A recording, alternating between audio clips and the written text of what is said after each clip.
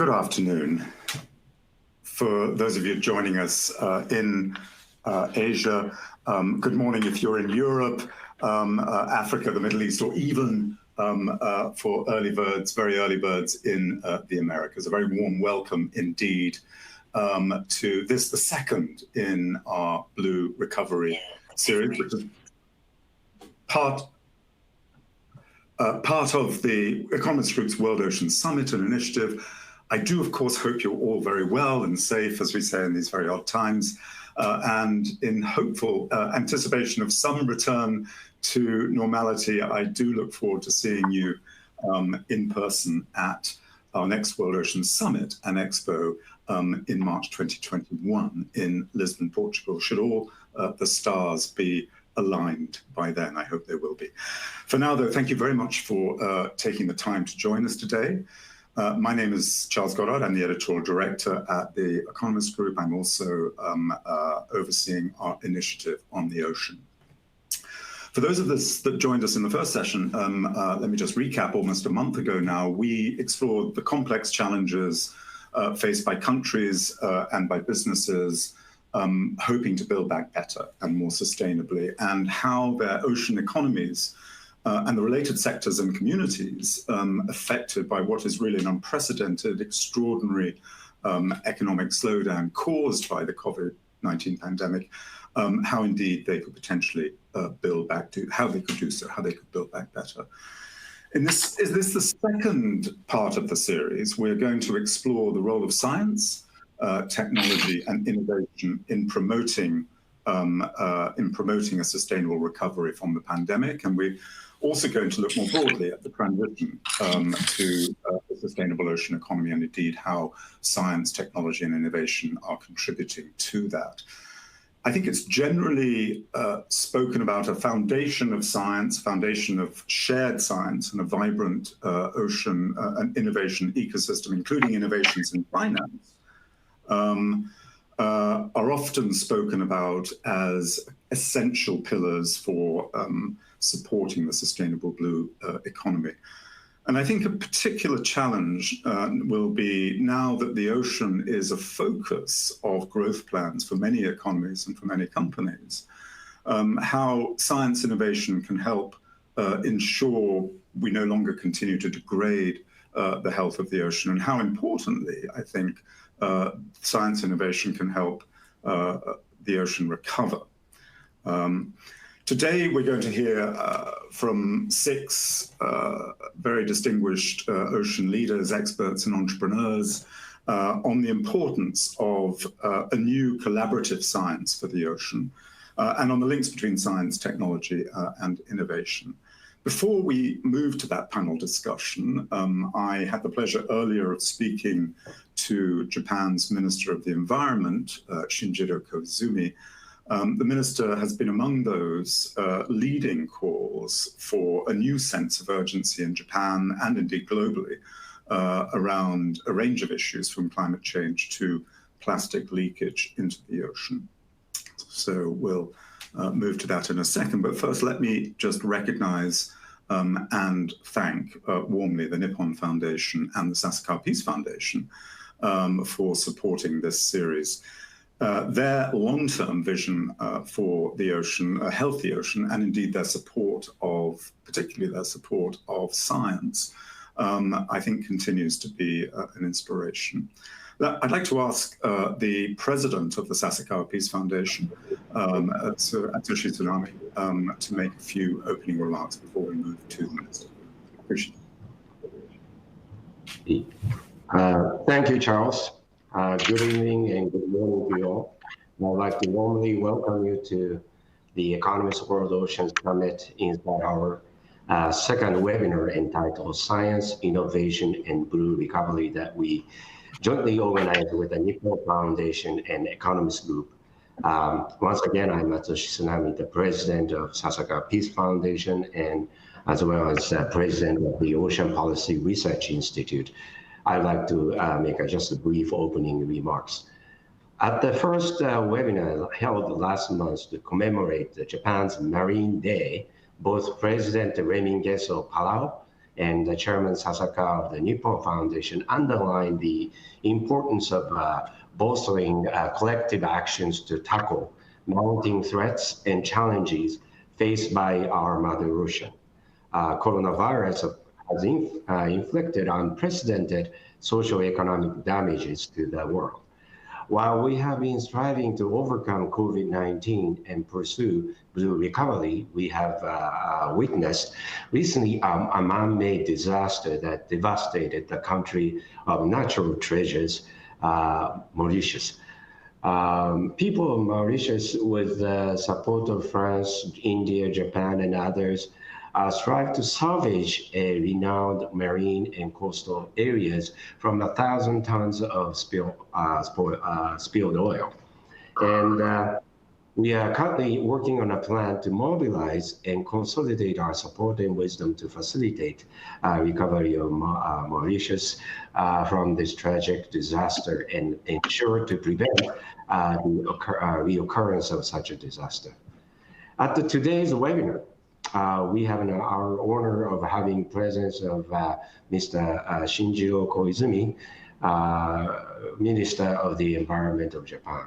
And we are very pleased to have an opportunity to listen to his remarks on the leadership role that the government of Japan has committed to play to achieve a sustainable ocean. Afterwards, we have a group of very distinguished multi-stakeholder panelists from around the world, including the leaders and the executives of the government, science, research, and private sector, and as well as international organizations, who will discuss how to promote science, innovation, and finance for achieving a sustainable ocean. And I'm sure that we'll hear from them the latest and the future perspectives of key actors in the pursuit of a sustainable ocean blue recovery. To conclude, I hope this webinar will help us galvanize our inspiration and strengthening our partnership for achieving a sustainable ocean and promoting the blue recovery. Thank you again for your attendance and support, and please enjoy the webinar. Thank you. Charles. Thank you, Atsushi. We'll be moving straight to the interview now.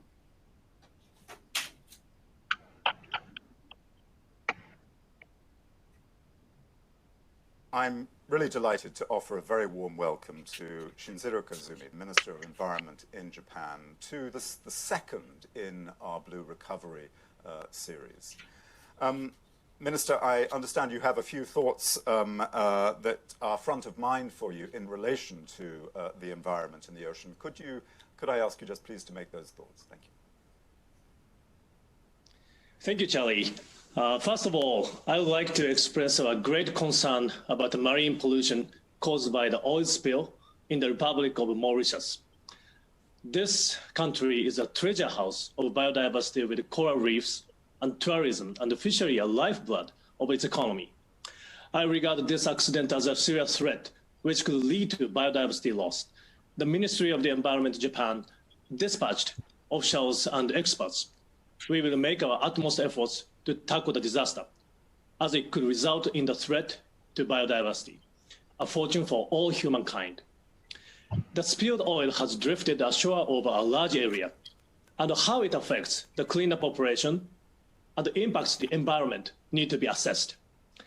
We are planning to offer advice on the treatment of the oil on the shores, health precautions for the removal workers, and assessment of the ecological impact. In addition to dispatching the relief team, the Japanese government will provide 10,000 sets of protective clothes and oil solvents. We also need to urgently address climate change and marine plastic pollution. I would like to emphasize that Japan will redesign its post-COVID-19 socioeconomic system to initiate and accelerate the transition to a decarbonized, circular, and decentralized society, while being at the forefront of climate change diplomacy such as the COP25. I witnessed a number of excellent Japanese efforts against climate change being drowned out by the cold criticism. I strongly feel that this situation must be changed. Last month, the Japanese government has announced a new policy on the export of coal-fired power plants.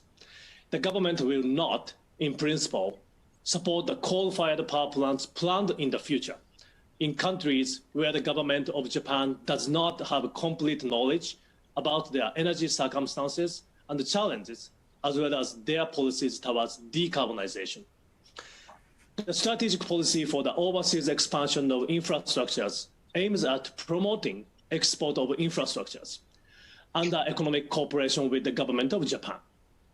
However, in this new strategy, only coal-fired power plants are defined as the ones not to be supported, which is unprecedented.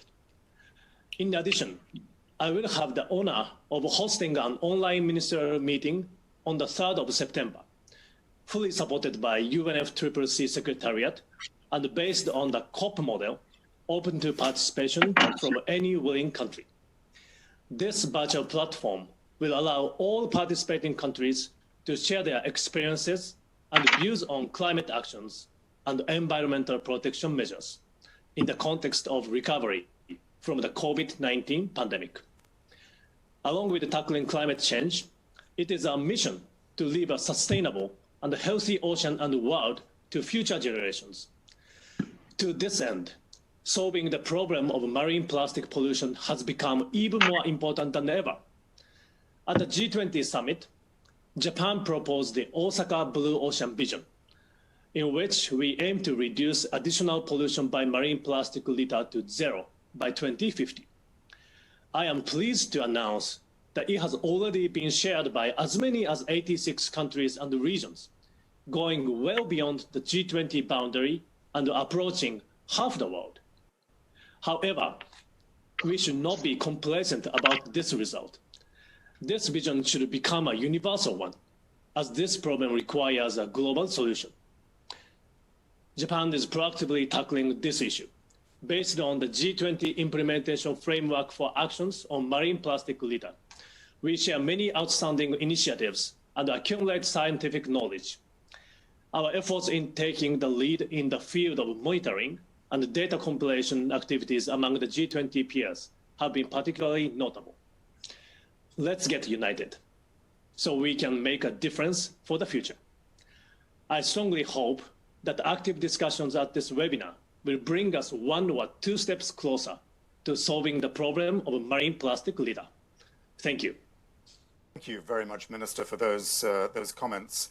I wonder if I could just circle back and firstly ask you about the ministerial meeting, the online ministerial meeting that you're planning to hold next week. Can I just ask you, what are your hopes for this meeting, and what is Japan, do you feel, contributing to the green recovery? Since the COP3, when Kyoto Protocol was, reached among the international society, this is Japan's first opportunity to host climate action conference with all the countries around the world. This is a clear message that Japan is not, keeping the stance, but Japan is making a progress on climate action. We are ready to taking the lead to make the decarbonized society under the Paris Agreement. So I'm looking forward to sharing our unwavering commitment, and also it's very important opportunity because unless there is no such international conference online platform, there is no such conference until the COP26, which is postponed by the next year, November. I know you have been profoundly concerned about the rate of decarbonization that's happening both in the world and also in Japan. And I know recently Japan in June, for the first time, used the term climate crisis in the way that it described the challenge of climate change. Do you feel that as we run up to COP26, the delayed COP26, that you're able to accelerate the ambition that Japan has, because Japan, after all, in COP25, Japan, after all, has been keeping the same level of commitment that it had at the Paris Agreement in 2015. Do you feel that there's an opening now for a higher level of ambition? Yeah, I think we are ready. As we see what happened to COP25 that I attended, compared to that situation, the current situation around Japan is different. As I mentioned, our policy change on coal-fired power plants, both export and also domestically, we have made a positive step on this issue. So I would like to introduce our progress. And also, I would like to emphasize what we have done since COP25 so that international society can understand Japan has not stopped our active policy steps toward a decarbonized society. At this point, please interview with the top of JBIC, Mr. Maeda. His message is very clear.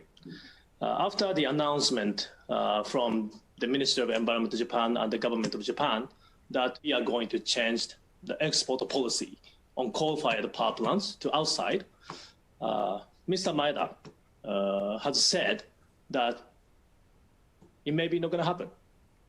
Can I turn briefly to plastics, because Japan has been leading this global discussion around G20 and, as you mentioned, the Osaka Ocean Declaration.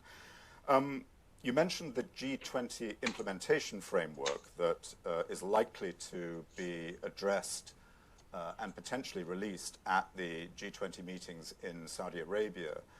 What do you now see as being the key elements of that implementation framework, and are you hopeful that that framework will see the light of day in the G20 in Saudi Arabia? Yeah, Japan started to charge for plastic shopping bags in July. In the first month, the rate of refusal of plastic bags at convenience stores already exceeded 70%. The purpose of this charge is to make people aware of the various problems surrounding plastic waste and to rethink about how they use plastic products. The other day, a high school student collected about 19,000 signatures asking a candy maker to stop using plastic overwrap, which drew a lot of attention. I was so encouraged to see a young person taking action so quickly. It is extremely important for both consumers and companies to communicate with each other and seek better product design. I hope that the Rethink movement will spread even further. We formulated the resource circulation strategy for plastic last year to promote the 3 Rs: reduce, reuse, and recycle of plastics, and the replacement of plastic products with renewable resources. The experts meeting is discussing concrete measures based on this strategy. We aim to put together a final draft within the year. Internationally, we believe that the Osaka Blue Ocean vision is the right vision that can be shared universally. We would like the vision to be shared not only by the G20, but also by Asia and the entire world. In order to realize this vision, it is important to prevent the leakage of plastic litter to the ocean with a comprehensive life cycle approach suited to the circumstances of each country. Such an approach includes the promotion of the 3 Rs and the collection and the treatment of marine plastic litter. We established a G20 implementation framework to share and update information on countermeasures of each country, and encourage each country to implement countermeasures and policies through mutual learning. I'd also like to call for more countries to participate in this framework, not just the G20 nations. Additionally, we will support countermeasures mainly in ASEAN countries by making use of Japan's excellent technology and know-how. Such measures include solid waste management, developing action plans, and monitoring. I mean, it's been a great, I think, step forward that the G20 is now going to be focusing on the implementation framework, and indeed a recent report by the Pew Charitable Trust suggested that without a new global coordinated effort, the battle, the challenge of plastics in the oceans is only going to get worse. I think the moves that you've been making in Japan around the legislation for charging for plastic bags is certainly an important first step in Japan. Do you think that that is going to have a major impact on awareness in Japan of the problem of plastics? Because plastics is such a ubiquitous, such a common way of packaging things in Japan. Yeah, I think the positive step has been seen already. As I introduced a story of Japan's high school student action, collecting signatures. It reached about 20,000. That's, I think, a clear message that Japan's positive space is reaching to young generations, next generation. Of course, banning selling free plastic bags is a small step. About 60 countries has already taken such actions. So this is not Japan's special action.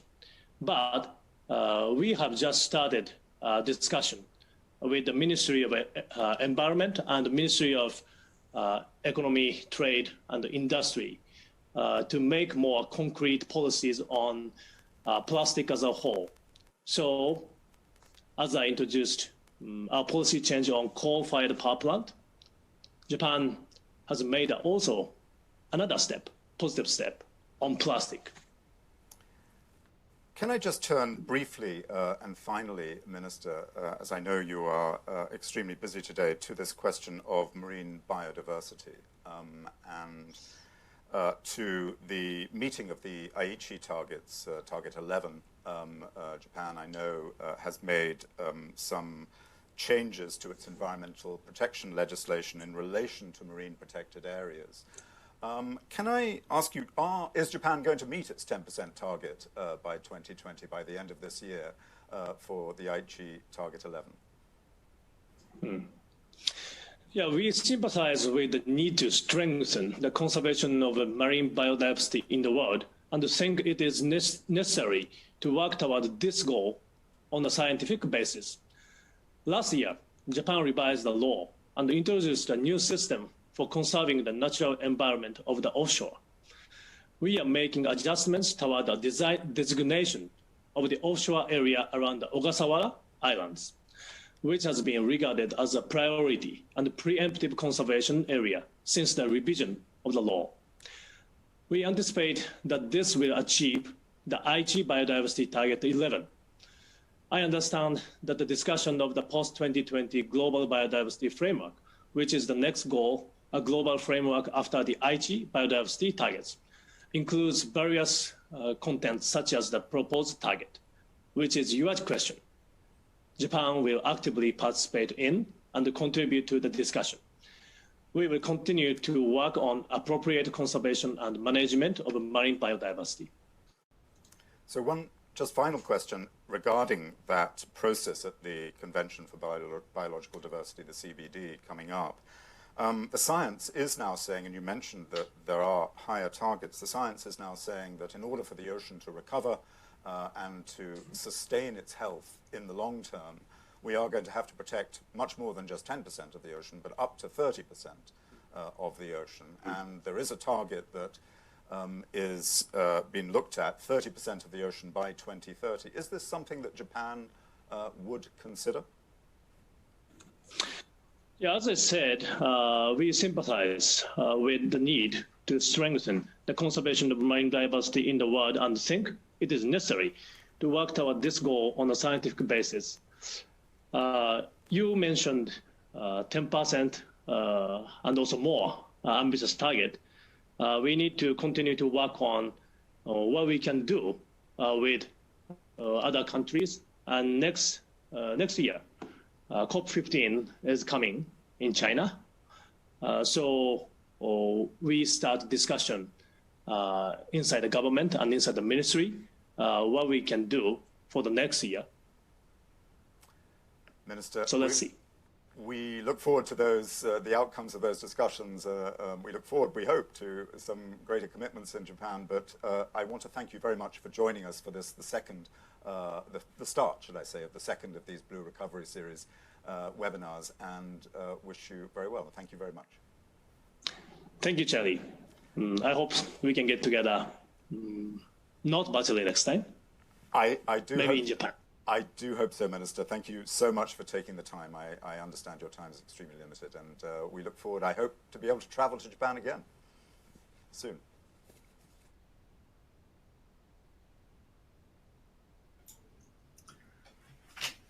Thank you. Well, that's our interview with our brief interview with Minister Koizumi. We look forward, as I said, I look forward very much to returning to Japan at some point in the not too distant future. Let's now move to the panel, and which I'm very much looking forward to. And let me introduce briefly the panelists. Jamie, this is in the order we're going to be talking to them. Jamie McMichael Phillips, who is the director for Seabed 2030, the Seabed 2030 project. Nina Jensen, chief executive of Rev Ocean, both important science projects, and obviously we'll come to those in a moment. Ingrid van Wees, who is the vice president for finance and risk management at the Asian Development Bank, an institution I don't think needs much introduction. Ayo Hangono, who's Director General of Marine Spatial Planning in the Ministry of Maritime Affairs and Fisheries in Indonesia. Mitsuru Izumo, who is the Chief Executive of Euglena, which is an innovative biotechnology company, and Raghuram Natarajan, who is Chief Executive Asia Pacific for Mainstream Renewable Power. I'm going to speak briefly to each of these panelists with a couple of questions to start off, honing in on their particular areas of interest, and we'll then move to a broader discussion. And we absolutely do encourage, of course, questions and comments, and we'll be tracking them, and they'll be sent to me, and I'll pose some of those questions to the panelists as we move through, particularly in the latter part of the webinar.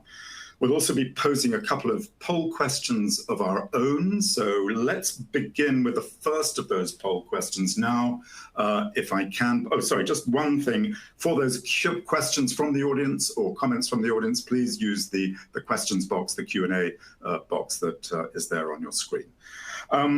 So let's start first with the first poll question. If we can put that up. There it is. What should be the priority for ocean science as the world enters the UN decade of ocean science? A, promoting ocean literacy. B, improving data and information systems. C, comprehensive ocean mapping. D, integrating warning systems for ocean-related hazards. And ocean observation. So what is the priority there? If you'd like to submit your answers, we'll come back to that in a second or two. We'll share the results, I hope, in just a few seconds. First of all, let's move, Jamie, if I can, to you. You're leading what I think is an absolutely fascinating and important project to map definitively the ocean floor by 2030. Could you, I think, begin by telling us a little bit about the Seabed 2030 project and where you've got to at this particular point? Hello, Charles. Yes, thank you. The Seabed 2030 project is a collaboration between the Nippon Foundation and an organization called GEBCO. GEBCO, short title, long name, the General Bathymetric Chart of the Ocean, which is both a product and a group of people who are skilled in ocean mapping. And the mission is to map the entire world's ocean floor by the year 2030. Why do we need to do it? Well, the ocean floor influences a whole host of Earth's processes, ocean current circulation, which affects weather, climate change, sea level rise, tsunami wave propagation, but also the ocean map provides a base layer for a whole host of research and other applications, both commercial, environmental, economic. And today, we've only mapped a fifth of the world's ocean floor. So we've got a long way to go. The mission is to achieve 100% by the year 2030. And we need the collaboration of the world to do that. I think everybody would be really interested to hear from you why and how, what the connection between this kind of, and you made some of the connections there, but if you could just elaborate on them a little bit, what the kind, what this kind of pure science in a way, it's not quite pure science, but pure science in some respects, and what the link is to using the ocean sustainably.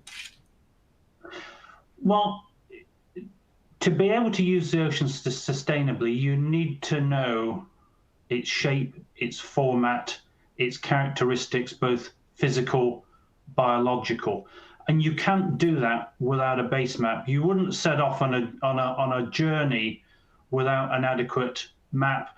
And to be able to use the ocean sustainably, that is a journey, and there needs to be a base map on which for individuals, for organizations to use to base their science, their stewardship of the oceans, their protection of the oceans. If you could just, I mean, I think I sort of understand that, but if you could just give us a little bit of an example, potentially say, for example, around climate change, how would mapping the ocean floor help us to assess and evaluate and deal or tackle climate change? Well, the shape of the seabed determines how ocean currents move, and that the ocean currents are the engine of weather patterns, of climate, and if you can define better the shape of the seabed, you can define better the models that are used to predict climate change, to predict sea level rise, to predict changes in sea temperature, which then affects ecosystems and the well-being of those individuals and organizations that are dependent on those ecosystems.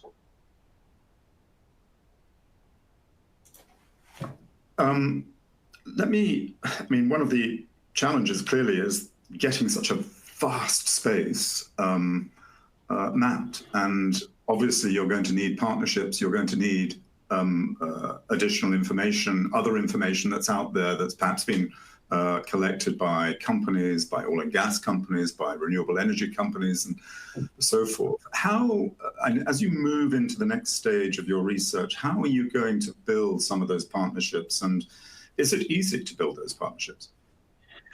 Well, it is a challenge. I mean, we have 293 million square kilometers of world's ocean that's still to map. We've mapped 69 million square miles already.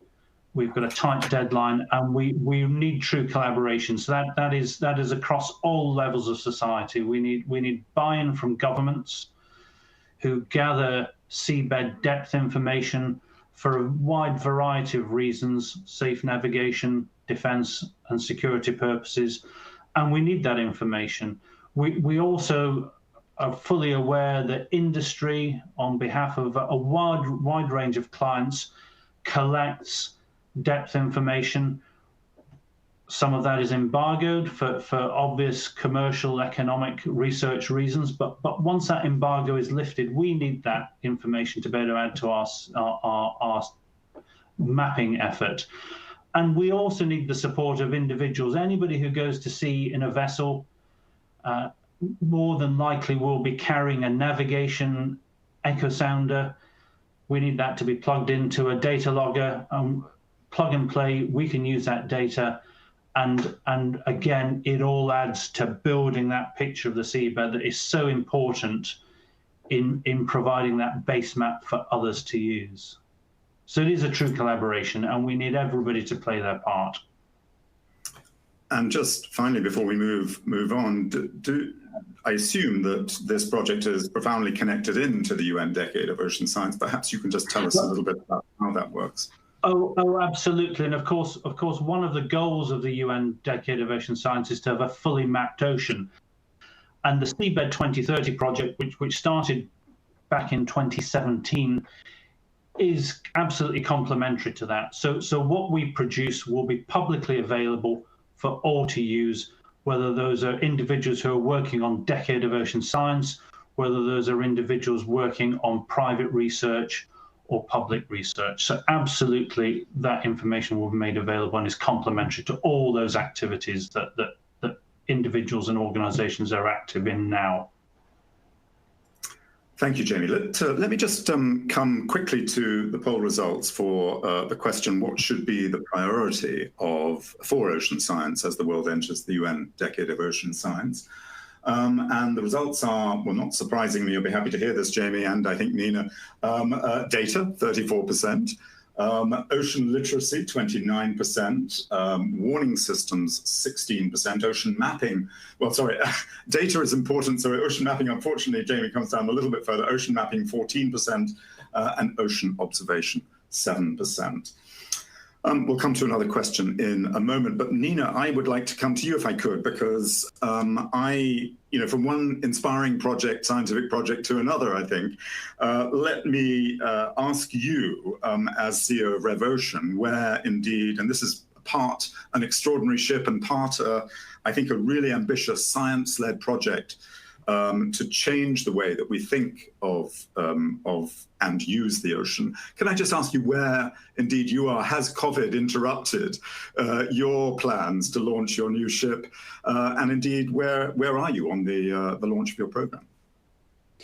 Thank you for that, Charles. And yes, unfortunately, we are somewhat delayed due to COVID and unfortunate circumstances, but we are hoping to launch the vessel in 2022.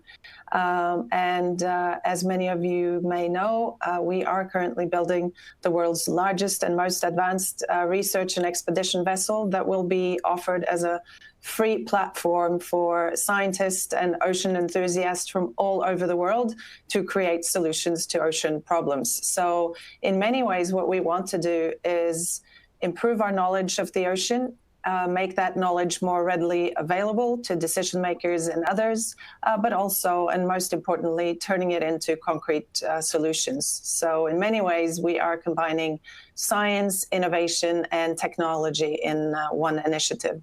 And I'm certainly putting my hand up to contribute to Jamie's agenda, and we will play our role in mapping the ocean as well.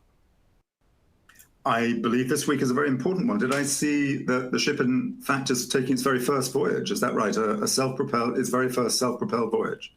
That is true. The ship is currently being built, moved to a different location, and it was its first self-propelled journey on the ocean. So we're seeing progress day by day, but of course we're all very impatient to have her ready and setting sail for creating the solutions the ocean so desperately needs. Well, I think we're all watching with great interest in how this shapes up. I wonder if you could just tell us a little bit about, and I'm not sure whether you've actually begun to commission or begun to actually choose or select some of the science projects that are going to be there, but what kind of projects do you think you'll be engaged in, the ship will be engaged in? So we've actually received a lot of proposals already, more than 100 proposals, and of course a lot more than we can actually accompany in our first operational year. But we will be going from pole to pole, traveling first towards the Arctic and then making our way down to the Southern Ocean. And we will be undertaking projects focusing in three thematic areas: plastic pollution, climate change, and overfishing. And all of the initiatives and research projects will be targeted at creating solutions to these three problems. So as an example, can we develop some kind of technology that can continuously filter the ocean for microplastics? How can we more effectively and efficiently plant out and restore kelp forest around the world as an important measure to suck out CO2 from the atmosphere? And can we use new types of technology like face recognition to avoid bycatch in fishing gear? These are just 3 examples, and I don't really want to mention all because we haven't, of course, decided what they will be yet, and we will continuously work on this until the ship is ready. I want to come to some questions around the blue economy a little bit later in our broader discussion, but just to sort of round out some of the things that I know and I understand that RevOcean is doing. You also have an ocean data platform, I believe, that has already begun its work, and almost speaking to what Jamie was talking about, and that is this need for greater level of collaboration across sectors, across the private sector, across the public sector, and indeed across civil society, in building the kind of data that we need to be able to understand the ocean and therefore to be able to make better policy decisions around the ocean. What is the Ocean Data Platform? Or should I say the Ocean Data Foundation that you're pulling together? What is that doing, and how do you expect that to build collaboration across the scientific and innovation communities? So basically, it's an independent, non-profit, non-compete open data platform where we want to combine all the existing data from around the world in one place to better understand the ocean, make better predictions of what will happen, and also enable decision makers to make the right decisions. So currently what we're doing is working around a few different user cases and gathering all the available data that is out there already. And of course, this will also help us identify key knowledge gaps so that we can target specific missions on the RevOcean vessel and together with our partners to fill those gaps. But of course, in succeeding, partnerships are essential, and we need more people, more institutions, more researchers, more corporates to openly share their data so that we can actually both map the ocean increasingly, but also understand everything that is going on. Only by doing that will we be able to make the right decisions going forward. Thank you very much, Nina. Let me come back, as I said, in a while around some of these broader questions, but let me move straight to Ingrid, if I can. Ingrid van Wees, the Vice President for Finance and Risk Management at ADB. And let me just start by saying that innovation obviously is not just something that is not something we always associate with financing, but I think undoubtedly innovation and innovative thinking will be needed as you roll out the bank's $5 billion program, as I understand it, Ingrid, the action plan for a healthy ocean. I wonder if you'd, first of all, just tell us a little bit about that action plan and of course, as the question that I can't avoid, whether COVID-19 is throwing up some new obstacles and challenges as you roll that plan out. Yeah, thank you, Charles. First of all, thank you for allowing us to participate in this very interesting panel. And what I heard so far is indeed very encouraging. We believe that science and technology can actually and will actually play a fundamental role in a sustainable recovery. And in a way, the economic slowdown has given us the opportunity to rethink how we're going to speed up again, how we're going to speed up and recover the economies, and sustainability is high on the agenda there. Now, as many organizations have been focusing on terrestrial ecosystems, marine ecosystems often got a second place. In order for us to ensure a long-term spotlight on the ocean and marine ecosystem development and the sustainability in that field, developed a team dedicated to the initiative. And the initiative was launched in May 2019 in Fiji during our annual meeting. It's regarding healthy oceans and a sustainable blue economy. The mandate of that initiative is to develop a pipeline for the blue economy, create innovative finance instruments, build capacity in the governments, and create conducive ecosystems for these innovations and for the blue economy to flourish. Now, the size of the commitment we made ourselves is 5 billion. The 5 billion will go towards project financing, but also towards grants to assist the governments in developing healthy oceans and blue economies. Now, 5 billion at the first instance might sound like a big number, but it actually is only a drop in the very ocean. If we just look at integrated solid waste management, which is needed to reduce the land-based pollution that goes into the ocean, for example, plastics, of which you heard before, to get up to a standard to stop the pollution at this point in time, only for integrated solid waste management, we would already need a whopping 190 billion. If we look at 2050 and we forecast our financial needs for this particular segment, we would need another 325 billion to account for the increase in economic activity and the increase in population. So again, 5 billion is a drop in the ocean. So it's obvious that we cannot finance it alone. And we need to attract public and private sector funds to work together to handle this challenge and address the financial needs. In order to do so, we developed an ocean finance framework. Now, this ocean finance framework defines the part of the economy, the business sectors that we call the blue economy. So how does it help us? It helps us to identify the sectors and the projects we can work on. To improve the oceans, but it also allows us to classify the projects we have already done and who contribute to the blue ocean. It will also enable us, once you have defined the subsectors, to define indicators to measure the impact, to measure the positive impact that the projects are contributing, and to allow for monitoring and reporting on these benefits. And last but not least, it allows us to develop a market for blue finance instruments. It enables ADB to launch a blue bond that can be used to finance blue projects based on these definitions. Now, to date, we have been working with experts in the fields on the development of these standards. We've sent it off for peer review by MDBs and other public institutions, commercial lenders, and leading NGOs in the fields. And we're currently working through the feedback we have received. We hope to launch the framework the end of this month or the beginning of September. Now, to get science and innovation to our countries, of course, it's not just about financing.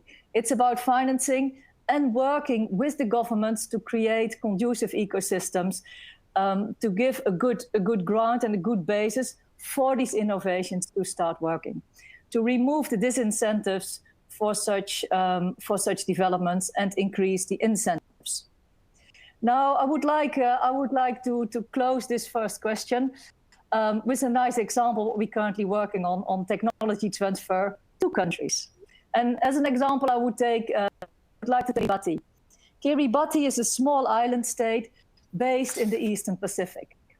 The country only has a population of 115,000 people, and it's blessed with the 12th largest exclusive economic zone that stretches about 3.44 million square kilometers. It has been the country, with its few people and its small economy, has been challenged to implement patrolling and monitoring required to implement IUU to keep the sustainability of its expanded economic zones. We are currently working with the European Space Agency to use Earth observation satellites to assist them with monitoring and patrolling, to see if we can assist them with monitoring and patrolling the vast area they have using this technology. It's still an exploration stage, but we hope to know more the end of this year and the beginning of next year. Thanks, Ingrid. I mean, this raises so many interesting questions, I think. And one of them is, how on earth did you decide, because there was a blue economy financing framework that had been set out by a number of institutions, the European Commission, some NGOs, WWF and a few others, that I understand form the basis or framework for your ocean financing initiative. How did you actually go about thinking through the detailed sort of principles and criteria, particularly that were needed for looking at individual projects and assessing whether they were going to be sustainable? Well, our framework is a lot more detailed. So it falls under the existing framework, which is kind of general. And this framework is more detailed in specifying which industries do classify and which industries don't classify. We've looked at industries that are connected directly or indirectly to the oceans and that can make a difference for the oceans. So you would like me to mention some industries that fall under our categorization?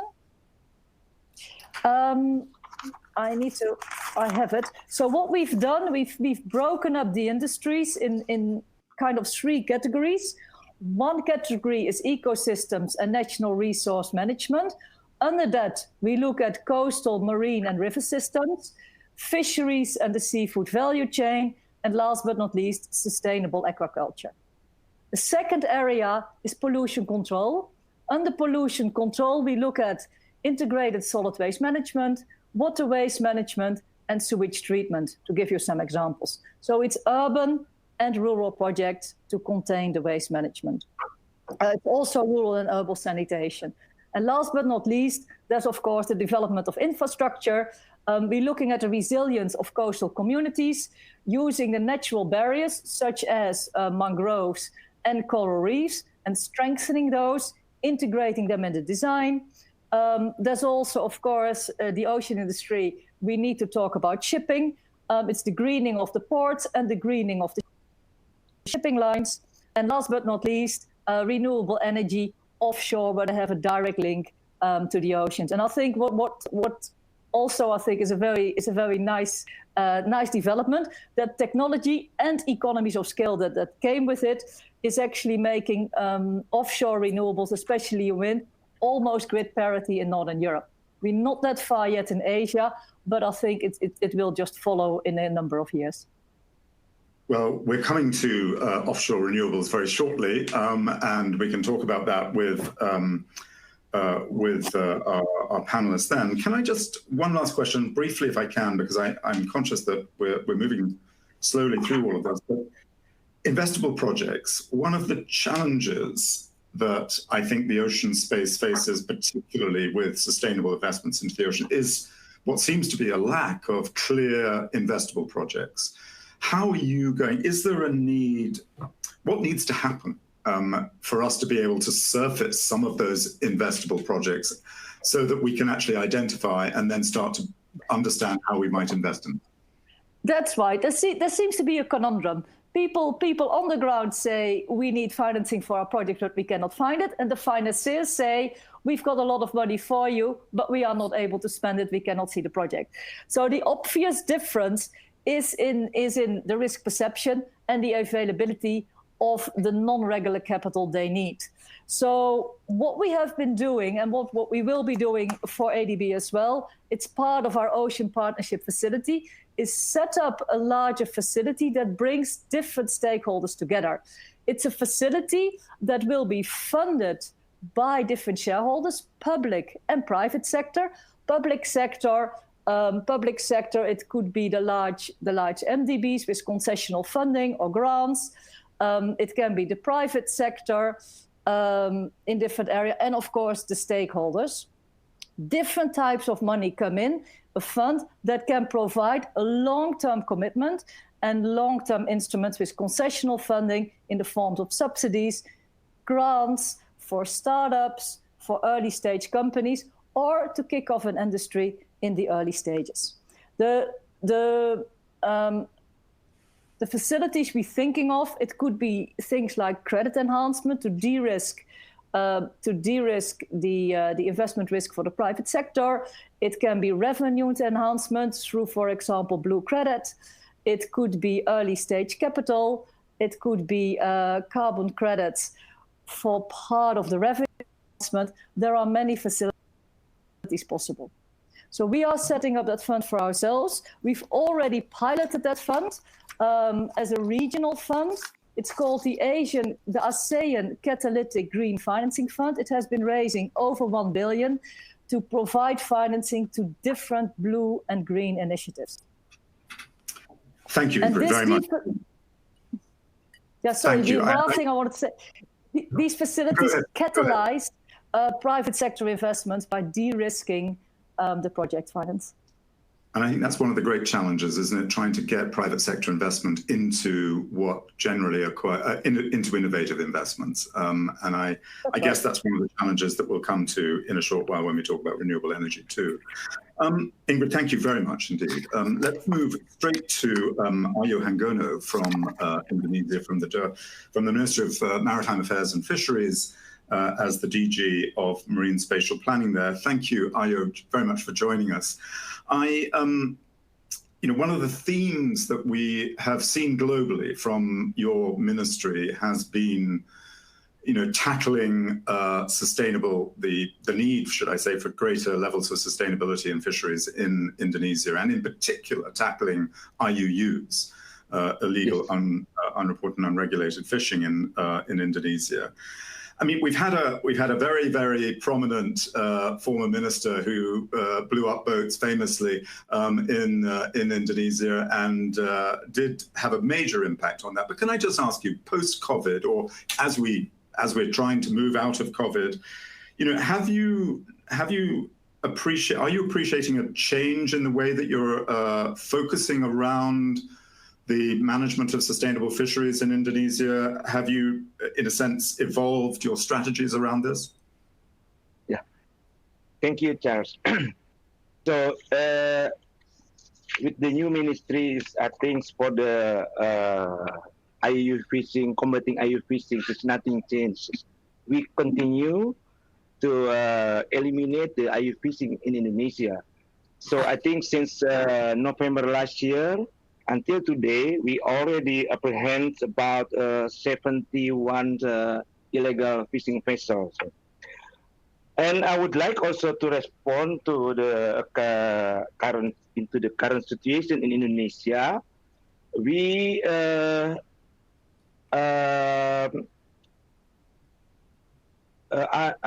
unprecedented COVID-19 situation has increased vulnerability in combating IUU fishing, because this situation can be exploited by perpetrators to maximize their illegal fishing practices. And then and the upward trend of fisheries offenders increased almost 5 times, yes, during the COVID-19 pandemic. So we draw the lesson learned that we need to have to innovate investigation method for IUU fishing and special handling during the pandemic. So of course we need technology, and we are now trying to combine the satellite investigation and air bombs, and also maybe the utilization of the drone. So, and let me inform you how we handle the fisheries offenders and crimes related to the IUU fishing during the COVID-19 pandemic. Our officers at the surveillance vessel should implement the COVID-19 protocols. They use the mask, the gloves, and safety glass when they inspect and arrest the suspected IUU fishing vessel.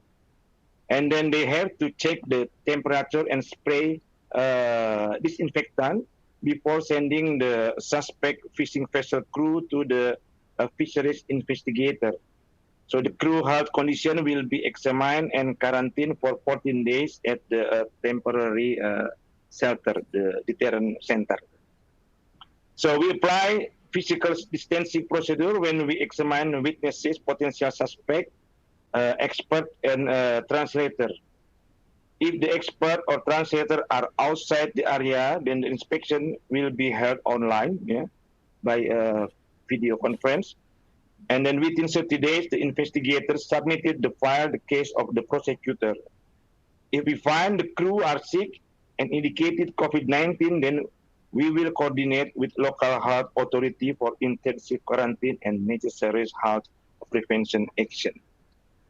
And then for the sustainable fisheries, we now try to review our fish stock, national fish stock, by deploying more enumerator and also the observer on board. So I think we will have a new data of our current national fish stock. And of course, also. Can I just ask you, can I just ask you, has there been an increase in the fish stock, do you think, during the COVID-19 period, if there has been a reduction in, as I understood you said, I hope I understood you properly, a reduction in the amount of illegal fishing? Yeah. I explained you about the illegal fishing vessel, okay? But actually, our national fishing vessel, they can go fishing almost like in the normal condition. So I think there is no change in their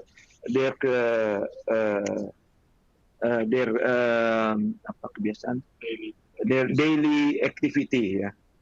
Okay, so they can go fishing. I think like in the normal condition. Okay, and so then are you, if there is an increase in stock, are you worried? Are you worried, and do you have policies in place to resist over-harvesting of fish from domestic vessels as well? Of course. Yeah. We already have the what we call the fisheries management plan. Yeah. Okay. But we need to renew the data of stock. Of course, we have the harvest strategy. Yep. Can I just ask you very briefly around climate change, the impact of climate change on fisheries, because I understand that that is potentially quite severe in Indonesia. How are you bringing science and technology to understand that potential impact and trace and track indeed changes over time? Yeah, we try to for the mitigation effort, we try to establish our national ocean observation system. Okay, so by integrating with the regional system, regional observation system in the Pacific and also in the Indian Ocean. Then we plan to make it in more detail. Let's say the scale is about 36 degrees, and it's quite very detailed for Indonesia. So we can have more good data to observe, to monitor the sea surface temperature, and then the tidal and the sea level rise, etc. And then for the adaptation, we have two main programs. We rehabilitate the mangrove ecosystem. Yeah, we plan to replant. It's about 1,800 hectares to rehabilitate the mangrove forest. And then, Charles, we also have a new program to plant the coral reef. So we have a coral reef garden and the coral park program in Indonesia. Ayo, thank you. And we'll come back to you, I hope, in a second if we have time. Let me move straight on to Mitsuru Izumo, the CEO of Euglena. Izuma-san was going to join us in Tokyo at the World Ocean Summit, but unfortunately we had to cancel that. Thank you. I'm sure everybody is keen to hear, Izuma-san, what Euglena is exactly, and indeed what the science behind Euglena is. Yeah, of course. First of all, thank you. Thank you very much for Charles Goddard for giving me the great opportunity to share first of all, what euglena is and what algae is, and the importance of algae in aspect of the ocean conservation. I'm Mitsuru. I'm running a bioventure company called Euglena Corporation Limited for solving the malnutrition problem and for achieving the renewable society by using algae. Then I have to talk about first what algae is, because I'm going to say this word algae many times. So this is the most important. So what algae is? The algae is a kind of plant. Algae is green, and algae has chlorophyll, can do photosynthesis by capturing carbon dioxide and produce oxygen and carbohydrate like other plant. Without stems, without cell cover, algae is like a leaf itself, and it's a kind of plant. And algae lives in the sea or in the water, in the pond. Everybody, everywhere in the water, algae can live and can do photosynthesis. And euglena is a kind of algae. Therefore, euglena is the length is only 0.1 millimeter. We can't see directly euglena. We have to use the microscope to see, to observe, to monitor what euglena is. And euglena is a kind of algae, and at the same time, euglena can move by itself like animal. Yeah, very interestingly, what makes euglena unique is that euglena is a kind of a plant, and at the same time, euglena can move by itself. Euglena has both the plant and animal genes. Euglena can produce animal proteins, fruits, vitamins, vegetable dietary fiber, many wide range of 59 varieties of nutrients euglena can produce at one time. Therefore, it's perfectly fit for using raw material for producing food products, supplement products, and medicine. And of course, euglena can be fit perfectly for the feedstock for the animals and fisheries in the sea. And we tried to cultivate euglena since 2000.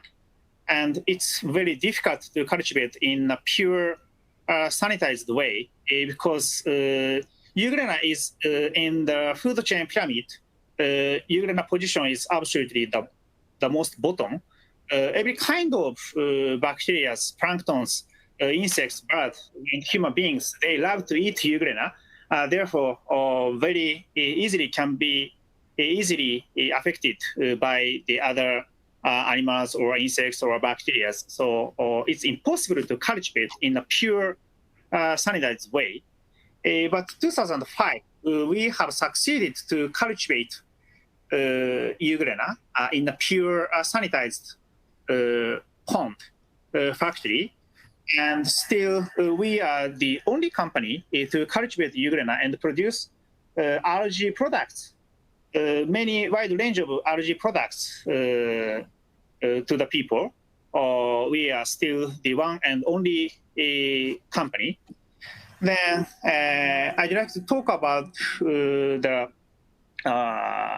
sustainable fishery product or not. We in Japan. Could I just interrupt you there and just say the main product that we're talking about is biofuels. I mean, there are many products you talk about the biofuels, but can I just ask you, importantly, it's really interesting to me that euglena has received Marine Stewardship Council and indeed Aquaculture Stewardship Council certification as a sustainable product.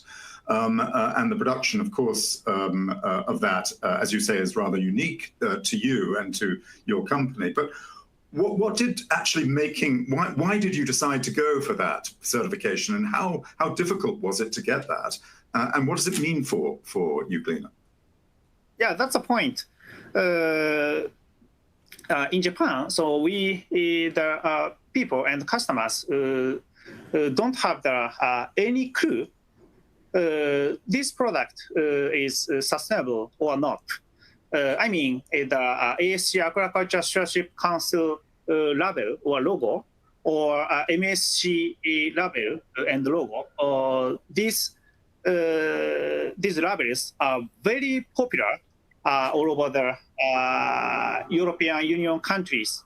But in Japan, in here, we have to raise public awareness about the conservation of the ocean and the importance of the sustainability first.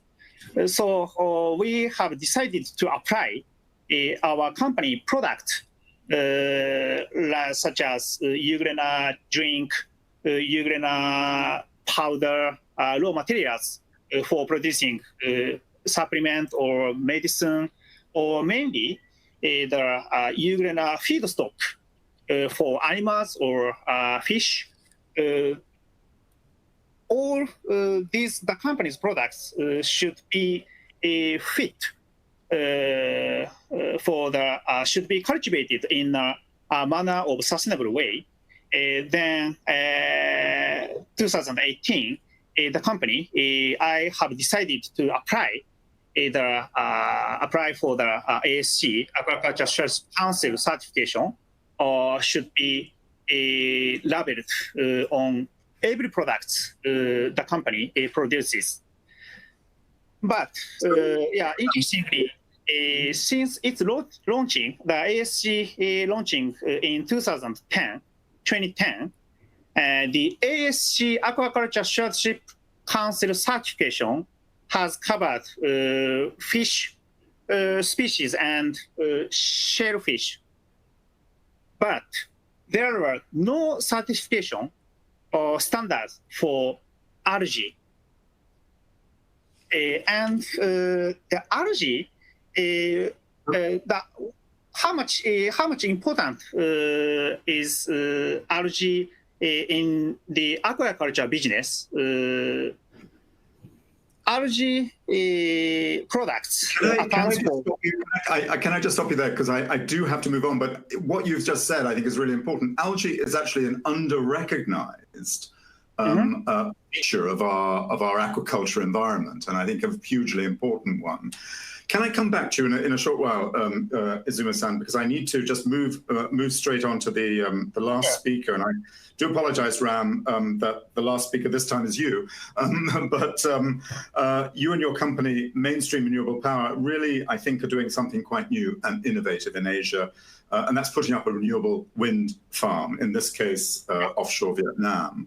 Can I just ask you to briefly, in a potted version, tell us how that happened, and indeed some of the challenges that mainstream renewable powers faced. Ram, over to you. Yeah. Thanks, Charles. Thanks for the opportunity. Yeah.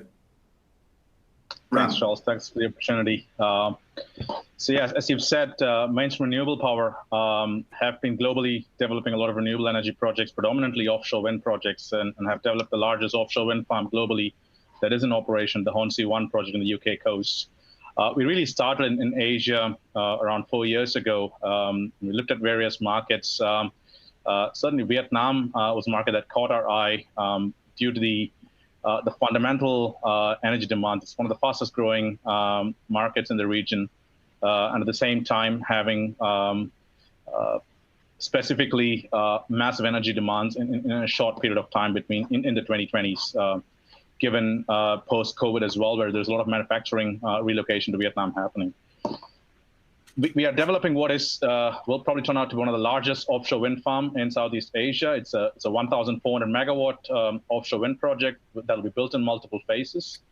And a lot of development steps have been completed to date. So really in terms of getting through the detailed geotechnical studies, the Met Ocean campaigns, energy measurement campaigns, as well as what is special and maybe unique also to Vietnam is unexploded ordnance tests, given the history of the Vietnam War that kind of happens. That's an example of one of the challenges that is there in the coastal ecosystem. But really, what caught our eye is the growing energy demands and a very strong commitment by the national government towards decarbonizing the government. And they started out with solar, which happened around 5 to 6 gigawatts, which got implemented in the last couple of years. And wind is really at its turning point now. And there is a big roadmap of having around 7 gigawatts by 2025. And the potential of up to 300 gigawatts of offshore potential purely in Vietnam. So our project is probably a drop in the ocean, but it's probably hoping to catalyze a lot more other developments that are going to be following further to this.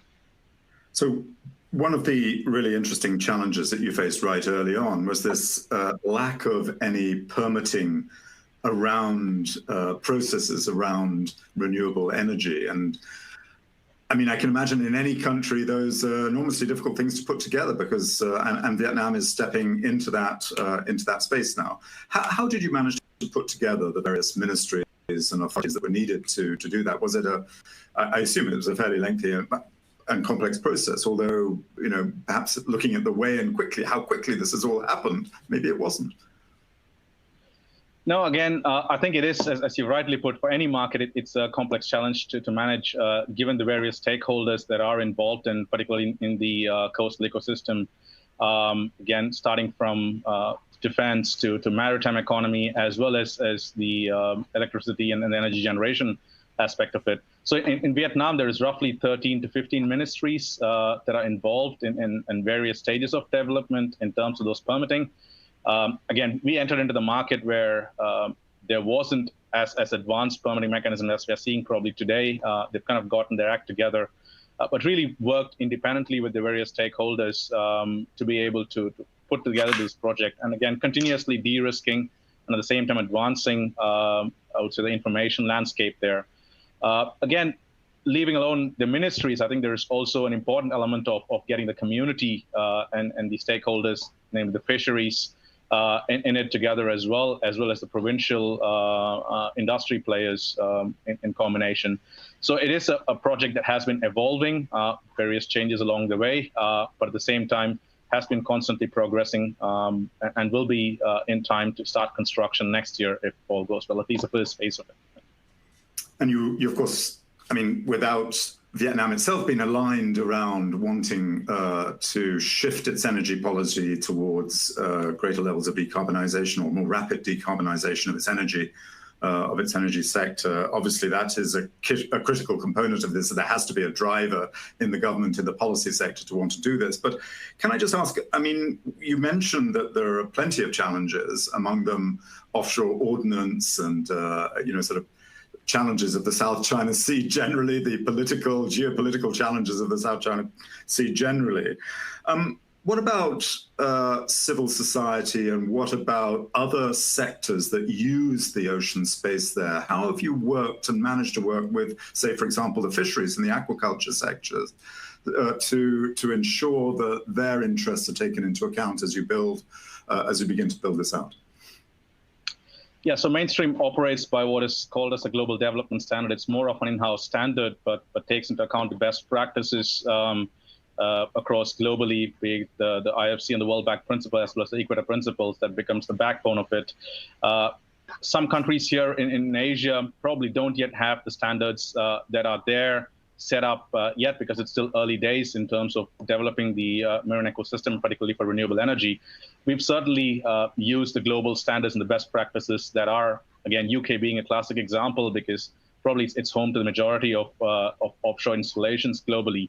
We've certainly used that experience and our development experience over the last 15 years in Europe and effectively applied some of the practices, but at the same time also having to localize and customize it to the needs of the markets that we are operating in, and certainly where the project is located in the southeast coast of Vietnam, it is also home to some of the largest fishing grounds.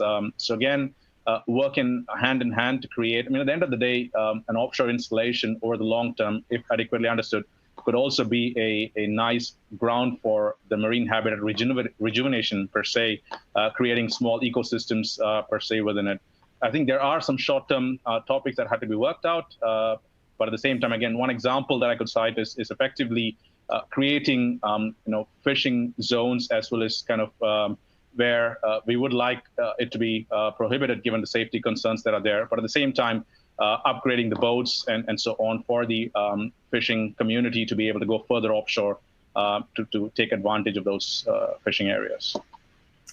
So what you're speaking about, Ram, is a way of building proper marine spatial planning and indeed coordination and consultation of all of the various stakeholders and parties in the marine space. And I just want to come back finally in this last 10 minutes, and I don't, luckily, for some reason, I don't have a lot of questions at the moment to actually ask from the audience. So I will just ask a broad question of our other panelists around this. And, there has been a concern that, lip service is being paid to the blue economy, to the sustainable blue economy. And I think Ram's example of this complex process of negotiation of marine spatial planning augurs well, I hope, for thinking about how we tackle both the health of the ocean and indeed the need for economic activity to continue and to grow in the ocean.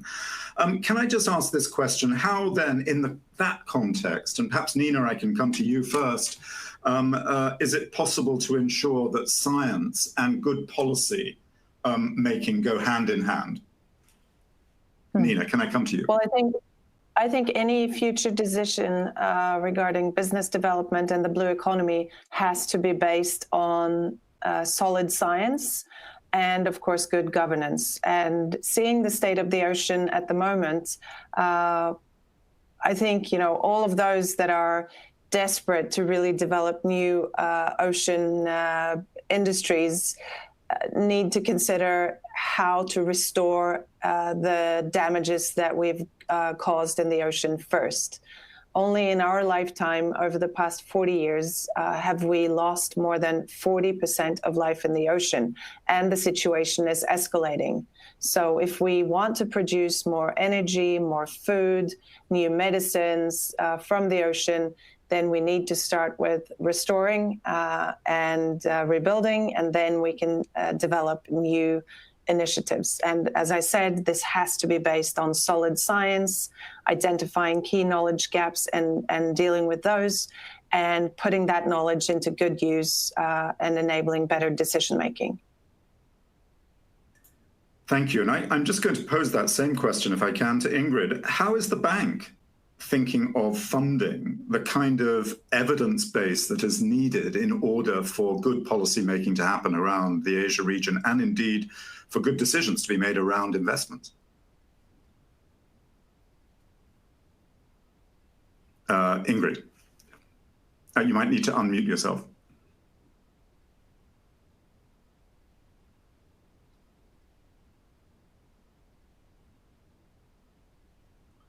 I think you might need to unmute yourself. Yeah. Yes, I think you can hear me now. It's indeed an area of great concern that needs to be addressed. We're working ourselves as a knowledge and expertise bank on strengthening our expertise and using other organizations to do so, and sharing the latest knowledge and research that we have been receiving with the governments. So that's the area of information. In addition, we're working on sharing the information. So for example, for insurance industries who can provide resilience, which is based on models, the underlying seabed, of the coral reefs, of the natural barriers, coral reefs and mangroves, which gives the coral reefs and mangroves a value. These models need to be built. As you can imagine, these models, to make the right decisions with regard to resilience and impact investment, they are very expensive, and they used to be proprietary. So we're trying to make these models, build these models as an open source, that once somebody has invested in building them, they can be used by a wider audience in order to progress the science on this. That's just one of the examples I would like to share with you. Thank you. And I just want to turn finally to our two companies, if I may, because obviously science and good don't always go hand in hand. Can I just ask you, Izuma-san, how, and briefly please, how you see the need for good science in relation to sustainable policy? The evidence-based data and the numbers have the very powerful and also motivating the people. So we are keeping on the evidence-based information for promoting the importance of sustainability to the people and multi-stakeholders like consumers and researchers and government policymakers and of course business people. So we have to keep on the good light point on the science field. If we are not there, so what we say is different, totally different from what we do, and we don't have enough power for shift and transforming the Japanese society, I think. Thank you. Just finally, Ram, if I might just come back to you. I mean, what's your experience been in Vietnam around the way in which science and its relationship to good policy is perceived in the government there? Yeah, again, I would certainly agree to all the panelists in there. I think we have to have science followed by technological advancement, and which has to be supported by the policy and the frameworks that are being set up to make economic, at the end of the day, the economics as well has to be viable. I think when it comes to the science, I think there is quite a few research projects, and I would certainly agree that an open source mapping policy, as well as the data models for the insurance industry, is a key element towards perceiving that risk. From a technological advancement side of things, I mean, for renewable energy and offshore specifically, floating offshore would make a lot more installations possible, especially on the Pacific and the Atlantic coasts with deep quotas. And I think there's a lot of advancements that is happening in Europe, which could also make sense in an Asia Pacific. But at the end of the day, what is probably hindering the growth really in most markets in Asia is a clear and transparent policy and regulatory framework that will allow industries and the private sector to be able to make those medium to long-term investment commitments, to be able to really stand behind them. And science informing that is going to be, an evidence base to inform that is going to be essential, isn't it? Well, look, we've run out of time, I'm afraid, and I just want to, first of all, thank all of our wonderful panelists, Jamie Michael Phillips from the Seabed 2030 project, Nina Jensen, of course, from RevOcean, Ingrid Van Wees from the Asian Development Bank, Ayo Hangono from the Ministry of Maritime Affairs and Fisheries in Indonesia, Mitsuru Izuma. This is a very long list, but thank you so much, everybody, from Euglena, and last but not least, Ram Natarajan from Mainstream Renewable Power. I think it's been a fascinating discussion. I hope you all have felt so. Last but not least, let me just thank the Nippon Foundation and the Sasakawa Peace Foundation for helping to make this possible. And we look forward to welcoming you to the third of these sessions in early September next week. Thank you very much indeed, and look forward to the next session. Bye-bye. Thank you. Bye-bye. Thank you. Thank you. Bye-bye. Thank you, Charles. Bye. Take care. Bye.